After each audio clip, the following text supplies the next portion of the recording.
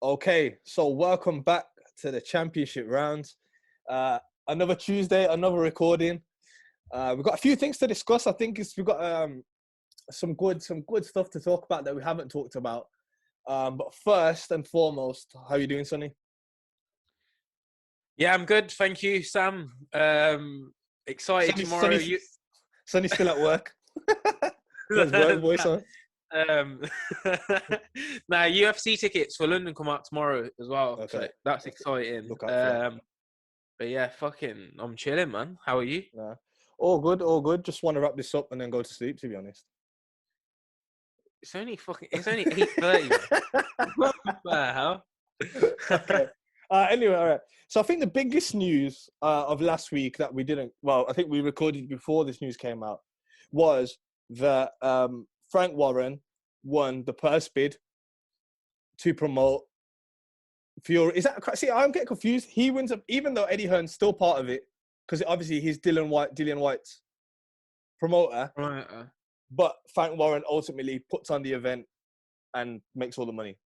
Yeah, so if you've been living under a fucking rock, Queensbury basically bid $41 million. Yeah. And beat out Matchroom. Matchroom were the only other bidder for the fight, which is like 32 million, I think. Yeah. So that purse split at the moment stands at 80-20. So I've got the numbers here. So that means Tyson takes away $29.5 million and Dillian Whyte takes away $7.4 million, which is obviously Dillian Whyte's biggest payday so far. But the interesting thing I didn't know was that the winner also gets an additional $4.1 million on top. So it could take Whyte up to just under 12 million if he wins the fight. Yeah. So big payday, man. Yeah. Well, we just seen a video come out. Sorry. Anyway. I was just doing a Canelo. Carry on. Oh yeah. No. Yeah. So Tyson Fury just put out a video saying, "Whyte, you've been asking for this title shot. To be, you're mandatory for so long against AJ. Now I've given you it. You've gone quiet. You haven't been saying anything. Maybe he's just training hard. Or maybe I don't know. Maybe just doesn't care to say anything." Dillian Whyte put up a story today of him just dripping in sweat, and it just captioned something like "just working" or something. Yeah.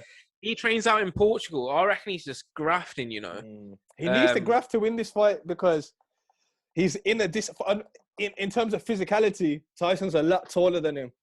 So, Tyson's is going to be popping that jab and moving all day. So, Dillian's got to think of something to get in there. I've done my research. So, Dillian Whyte's 6'5", Tyson 6'9". Yeah. And there is a 7-inch reach advantage for Tyson Fury. So, yeah, like you said, man, if he just wants to let Tyson happily sit on the back foot, he's just going to pop his head off with that jab, man. Yeah. But I think Whyte's going to take it to him, man. Like, at the end of the day, he's been waiting so long, man. Like, what's he got to lose? Yeah, he will go in there and give it a good go. He'll give it hell for leather, man. Yeah. Yeah. Eddie Hearn actually said, I don't know if he was upset because Fury's just been trolling him, but he said he thinks that Whyte's going to knock out Fury. But obviously Whyte's his fighter, so he's got to say that. Yeah. You never I don't know if he wants that to happen because I think I don't know, man. Eddie's a weird one because obviously he's a promoter at the end of the day, so he's a businessman, isn't it? Yeah. But surely the best thing for business would be AJ beats Usyk in the rematch, Fury beats Whyte, and then they get it on, innit? But he has to say that, because it's his fighter. But I don't know if that's what Eddie actually believes, but I think Fury's going to come in a heavy favourite for this fight. Yeah. I don't think everyone's really giving Whyte a chance, to be honest. No, I think most people are writing him off. To be fair, either KO or decision from Fury. That's what everyone I've spoke to thinks. You just never know, man. Like, he's a superior boxer to Deontay Wilder. Obviously, he doesn't have that. He's got power, but obviously Deontay Wilder has freakish power. But yeah, again, like, it's heavyweight boxing, man. Like, anything can happen. Like, when Povetkin knocked out Whyte, that was like, people weren't expecting that. Povetkin's obviously an incredible boxer, but he's towards the end of his career, for like 40 years old. Like, no one was expecting that at the time. And then he got dealt with in the second fight. But yeah, I don't know, man. It's a bit weird that people writing off Dillian Whyte. Like, he's fought some very good fought some very good boxers, man. Like he beat Joseph Parker as well, one of Fury's stablemates. So yeah, don't know, man. There's a common opponent as. Go on. Sorry, man. Yeah, there's a common opponent as well that people keep mentioning. Like they've both fought Derek Chisora twice, etc., etc. But I think they're very different fighters from when they fought Chisora. Like obviously Whyte was more recent, but I think they've both grown a lot since when they fought Chisora. Well, if you look at Dillian White's progress from being KO'd by AJ by that uppercut to where he's at now, he's still obviously got that vulnerability to the uppercut, the one that also prevented him finished him with. But as a boxer, he's improved a lot. He even said, like, you know, he wasn't doing any strength and conditioning. But then he started training at Loughborough University, so that made him like a better athlete. So his technique's always been there, but he's saying his like athletic abilities have just gone up, and obviously that helps as well. So totally different boxer. But when is it, by the way? I don't actually know. I was hoping that you could tell me. I don't think it's been confirmed, but I think it's looking like April or May time at the moment. Okay. I think there's a few stadiums that have been mentioned, but it looks like it's going to be Cardiff because I think that's the only one with a roof. Oh, okay. Yeah, so I think it's most likely going to be Cardiff. But in terms of how much fucking Queensbury have put into that 41 million, man, they're going to need some big fucking pay-per-view numbers on that motherfucker. Yeah, and they're gonna need a big stadium. They need a gate to be big. The ticket price is probably gonna be mad as well. So it's on ESPN as well, isn't it? Bob Arum's fucking with ESPN, so obviously they need some American sales, and that's gonna be basically Fury carrying that on himself. White's not a big name in America, but like, obviously Fury is. But I don't know how if he's not fighting an American, how many pay-per-views does he do? It's interesting, man. Like it's a lot of fucking money, but they must have worked it out to be so confident with their bid. Okay, cool. I think we've covered that. But keep tuned with us because we're gonna keep. This is a big fight, so we'll probably any updates we get, we'll be talking about it going forward. Okay, so next on my list, let me get my notes. And this is something that you told me about because I didn't even know this has been confirmed. Khamzat versus Burns. It's kind of been confirmed by a journalist. But it's not been officially confirmed. It's not officially confirmed by the UFC. I think they're targeting May 1st. Well, not May 1st, as in the 1st of May, but the May card. Yeah. But I think they're trying to push it to. Oh, I can't speak. They're not pushing it. They're bringing it forward to April. Yeah. If Hamza can get granted a visa or something. Yeah. So Gilbert Burns, Khamzat Chimaev. April, we could be seeing that fight, man. Very, very good fight. I don't know where Burns is ranked, but he's in the top 5. Yeah, he's just obviously he came off that loss to Usman, then win against Wonderboy. So he's strong. He's still definitely top 5. But it's going to be a big step up in competition for Hamza. Big step up. It's mental because if Hamza smokes Burns, then it's on. The title shots there, and he released. You see his tweet that he released as well during the week. Basically, Usman was talking about moving up to light heavyweight, and then Khamzat tweeted light heavyweight. Yeah, because he doesn't want to fight. Skip Adesanya. Yeah, he doesn't want to fight Adesanya, innit? And then Khamzat tweeted him saying, "Don't go anywhere. I'm coming for you. I'm the king here. I'm the king here." Yeah. So. Yeah, Hamza, fucking hell, man. Like, I went back and had a look at the Burns-Usman fight, and I had a look at the Burns-Woodley fight to try and see, like, how we can break this fight down. Yeah. You tell me what you think happens in this fight first, and then I'll tell you my Dan Hardy breakdown. Yeah, I think from what I've seen, I feel like Hamza wants to keep this on the feet. We know he's got power in his hands, yeah? Okay. We know he's got power in his hands. He put that other guy away, wasn't ranked, whatever. Gerald Meerschaert, man. Yeah. He's had 3 wins since. Yeah, it doesn't matter. Oh, everyone. You got to step up after Hamza. But yeah, that was the first punch you thrown, KO'd him. He always got power. Does he want to play with Burns on the floor? My opinion, if he's sensible, nah. But if he wants to prove his point that he can wrestle and strike, I feel like he's a stand-up, and I feel like Hamza. I don't think he gets to finish though. You know, I feel like he gets him on decision. Over like Burns shooting on him defending, but just outstriking him. That's how Did you watch Burns versus Woodley and see how good Burns' striking was? Burns versus Woodley. Is that he before when Woodley was a champ? or after? No. This was in Woodley's skid, his 4-fight skid. Skid. Nah, I ain't seen that fight then. Nah. Yeah, so basically, I went back and watched it. So firstly, I watched the Usman fight. Yeah. And in the Usman fight, in the first round, he's demolishing Usman or standing up. Yeah. He rocks Usman. That's the first time I've seen him rock like that, like in ages. Yeah. And then he caught him with overhand rights a couple of times in that fight. So he's got good hands. And he went hell for leather, didn't he? Trying to finish him. He tried to finish him. Yeah, he tried to finish him. Got tired. But what Usman done really, really well in that fight was he feinted and kept popping his jab out, and it was a stiff jab. Yeah. And he actually dropped him with that jab twice in the fight as well, innit? Yeah. Another thing that Usman had success with in that fight was body kicks. So he was landing a lot of body kicks. And as we know, if you've been following Hamza on social media, he's went over to Tiger Muay Thai in Phuket to obviously improve his kicks, his strikes, his whatever, his stand-up game, innit, with his Muay Thai. So I think that is something that he might try and utilize as well. So I think what Hamza is going to try and go in there is with the same game plan that Usman went in there with as well. So Usman knew he had the power advantage, because we need to remember Burns is not a natural welterweight. He's moved up division to welterweight, and I think that was obvious in terms of the power in the Usman fight, because a jab was fucking taking him off his feet, and he was throwing overhand rights to try and match the power of Usman. So I think that could be a massive advantage in Khamzat's corner, is the actual size difference, because we've seen Khamzat, man. We've seen Khamzat fight at middleweight as well. And he's a big guy. Like, he wrestled with Jack Hermanson. He's huge, man. Yeah. He's massive. Wow, how he picked up Jingling Yang, whatever his name is. Like a baby. Like a baby. Took him over to the corner so Dana could see and just battered him. So, yeah, you know what? It's a good fight. It's a big test for Hamza. Could he get caught in a submission, though, for Burns? Do you think he'll go into that, or do you think he'll let him up? What do you think? I've had a look. So Burns has got 8 submission victories since he's been in on his MMA record, not in the UFC actually, and 5 have been by armbar. So I think an armbar, a rear naked choke are his 2 main go-to submissions.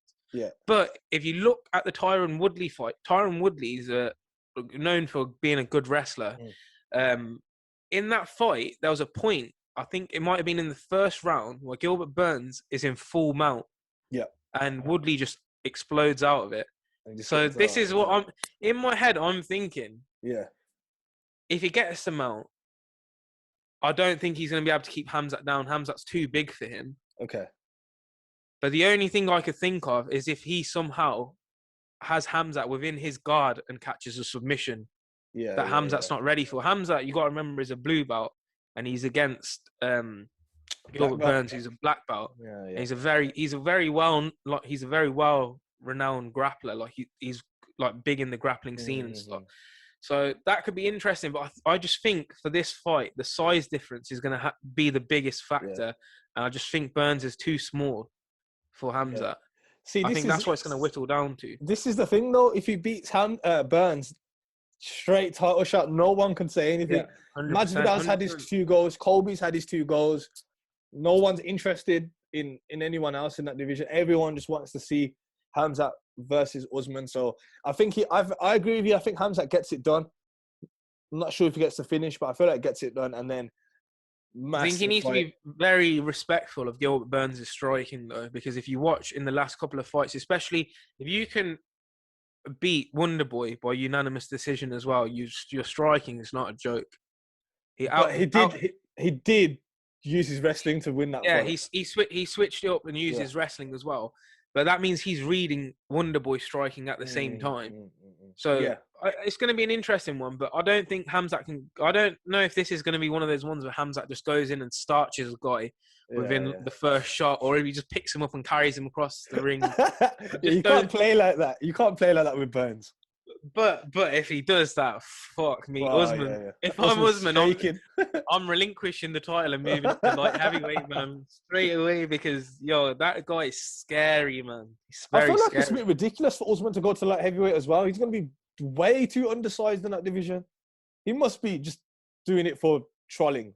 Yeah, I don't know if he's serious about that, man. Imagine him versus like John Jones, who was like, How is that going to John work? Jones is I know John Jones got like heavyweight now, heavyweight. but he was talking about fighting Jan Blachowicz. At But light heavy.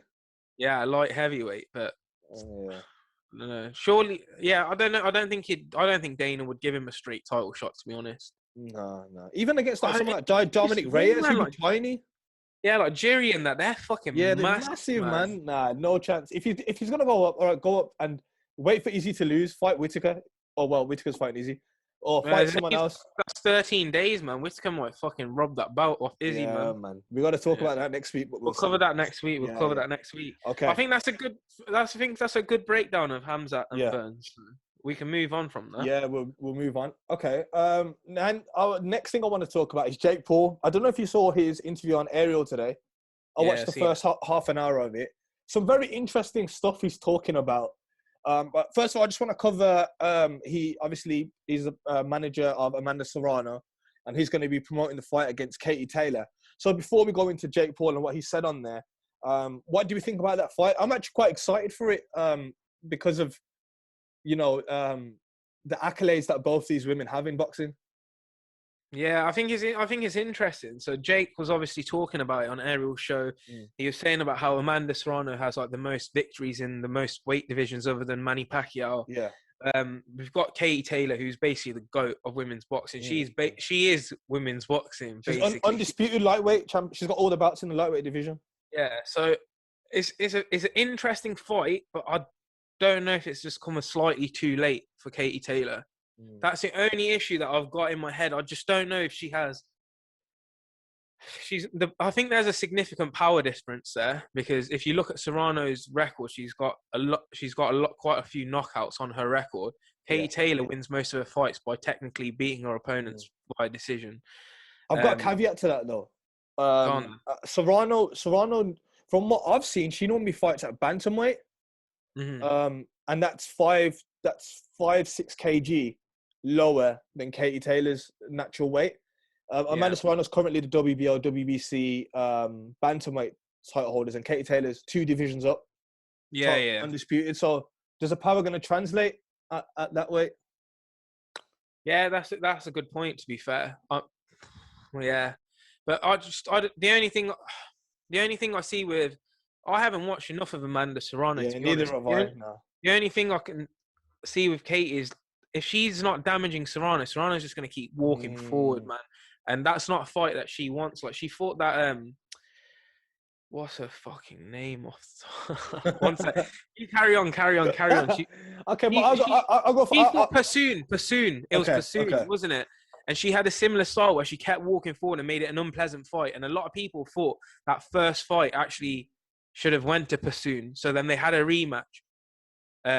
So I don't know, man. If Katie can't damage her with her shots and put some combinations together to cause damage, then I think it's going to be a long night for her. And Serrano's just going to keep on walking forward, man. Yeah. I think the build-up as well, fucking Jake Paul is going to try and get inside of Katie Taylor's head. I'm sure he's going to try and do some stupid shit at the press conferences and stuff. He's going to attack Eddie Hearn as well. I reckon he's going to try to cause beef with Hearn. Yeah, and I think Katie's a very respectful person, so I don't know.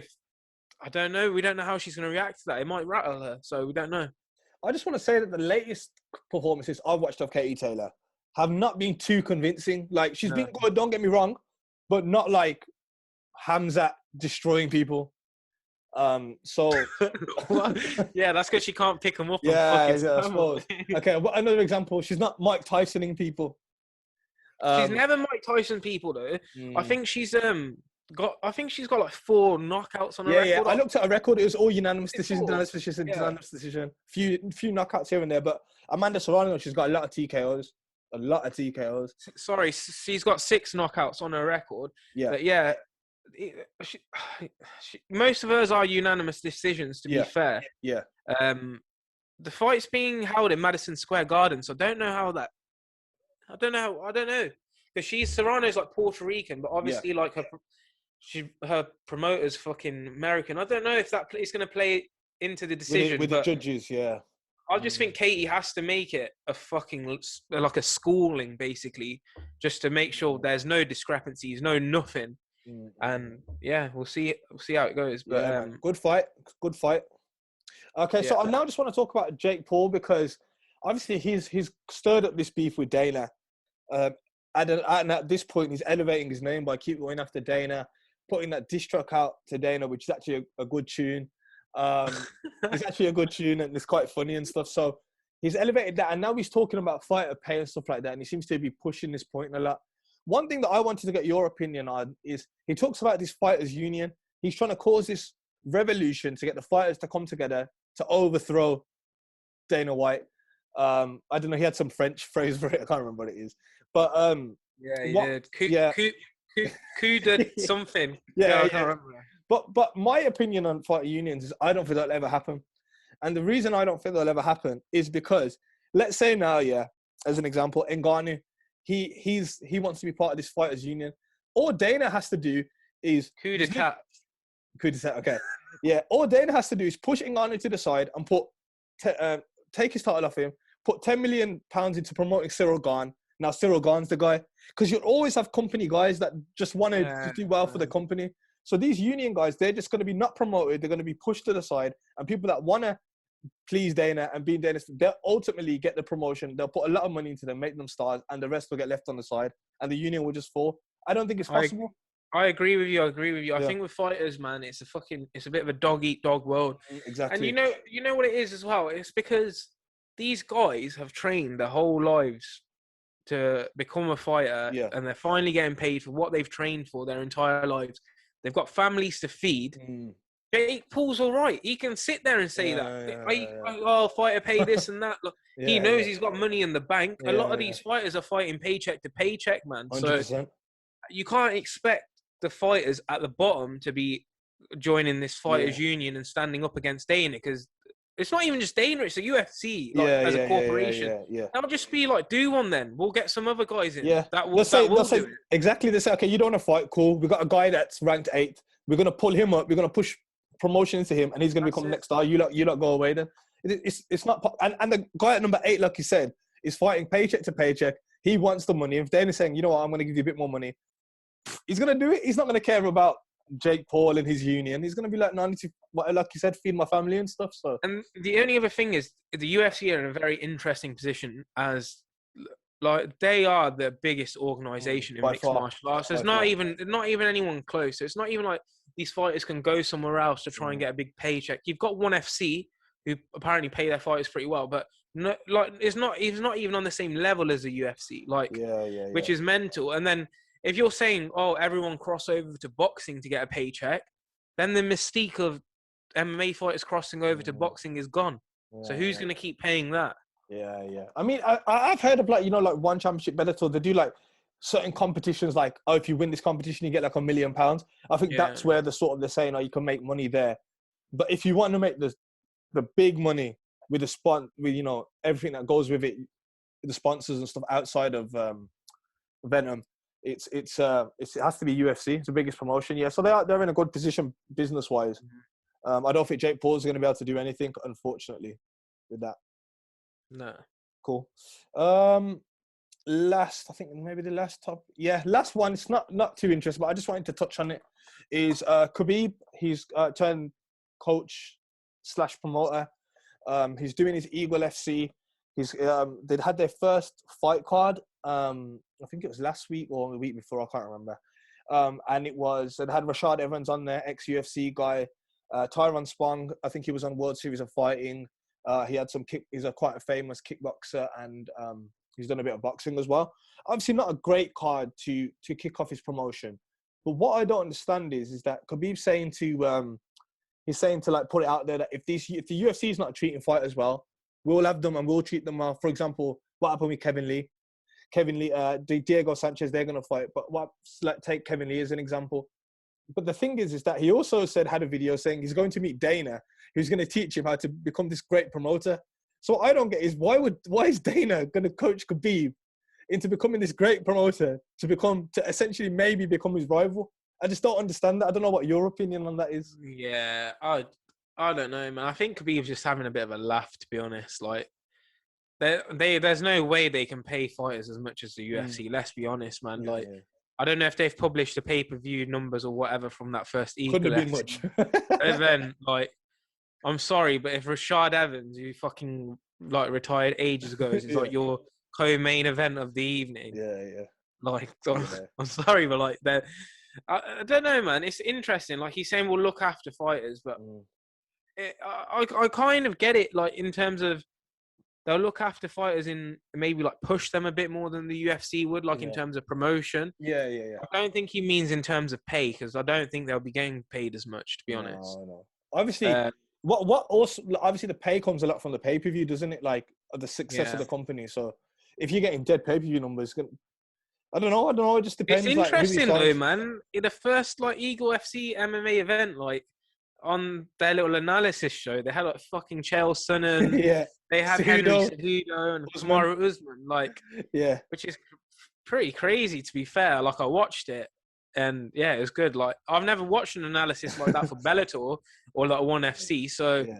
I think they've done pretty well. I think the thing is, if it gets too big, Dana's going to start saying to his athletes, "You're not allowed to associate yourself with it." At the start, now he knows it's small. He's probably like trying to be nice to Khabib, but if it gets too big, Dana's not going to let any of his guys go Yeah, there. then they'll start being contract clauses about like doing media only for the UFC and stuff in it. But yeah, yeah, I don't. It's not gonna rival the UFC. I think it's basically gonna be a place for like people at the end of their career to go, maybe to continue fighting. Yeah. It's basically what I think Khabib's building over there is to get all these Dagestani guys to come and smash like ex-UFC guys. And then eventually they propel themselves into the UFC. That's what I think. That's what I think is going to happen. I don't see any cross promotion shit happening. Like Dana is not a fan of that at all. Yeah. But I just think he's just trying to get the names of like these Dagestani guys out there. Yeah. There's like, if I look down the list, and there's about 4 guys that had at the end of their man. I was like, so he's all basically Steve's boys smashing like UFC and like fucking World Series of fighting people and shit, man. Yeah. But it was good to see Rashad Evans in there, man. Like fucking ex-UFC light heavyweight champ. Yeah. No, he's on some like new weird fruitarian diet or something where he only eats fruits and vegetables or something. Oh, really? Yeah, they mentioned it on that little preview show. Okay. But yeah, he looked good in there, man. So yeah. No, it's I think the theme of this show is that Dana's just winning. He just killed, like no one can touch him at the moment. Yeah, the sport's growing massively, man. Like it's not even just UFC growing though. It's like fucking it's causing MMA to grow so much and like just all different like martial arts and stuff. I just think like you get younger kids now that want to do martial arts and stuff, whereas like it was kind of like dying out a bit. Like more people, if you spoke to most people that want to do boxing, I think now kids want to do like Muay Thai and like fucking jiu-jitsu and shit. And like that, man. There's money in jiu-jitsu now, not a lot, but there is. I've seen like competitions like, if you win, you get 20,000. It's like, I don't think maybe 10, 20 years ago. Nah, bro, even at the little local shows and stuff, like, there's cash prizes and stuff. Oh, is there? Okay. Yeah, so even like if just the ones around the UK, like All Stars, BJJ, they do shows all the time, and it's like there's cash prizes and stuff to be won, man. So yeah, it's cool. Fucking good, man. It's growing. Yeah. All right, cool. We'll wrap it up there. I think we had a good show. We had some good things to talk about. Next week, we're going to be talking about Izzy and Whittaker, breaking down the UFC card.